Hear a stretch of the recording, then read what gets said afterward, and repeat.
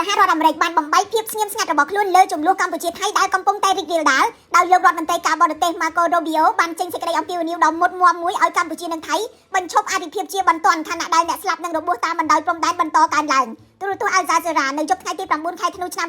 2025បានស្រង់សម្ដីរបស់លោក Rubio ថាទីក្រុង Washington មានការព្រួយបារម្ភយ៉ាងខ្លាំងចំពោះការប្រយុទ្ធគ្នាជាថ្មីម្ដងទៀតរវាងកម្ពុជានិងថៃដែលបានបណ្ដាលឲ្យជនស៊ីវិលនិងទាហានទាំងសងខាងស្លាប់និងរបួសលោក Rubio បានជំរុញឲ្យរាជធានីភ្នំពេញនិងទីក្រុងបាងកកចាត់វិធានការបន្ទាន់ដើម្បីបញ្ឈប់អំពើហិង្សានិងការពារប្រជាជនស៊ីវិលនៅសមរភូមិជួរមុខលោក Rubio បានហៅភាគីទាំងពីរឲ្យចូលតុចរចានិងបន្តអនុវត្តតាមកិច្ចព្រមព្រៀងដែលភាគីទាំងពីរបានចុះហត្ថលេខាកាលពីខែតុលាឆ្នាំ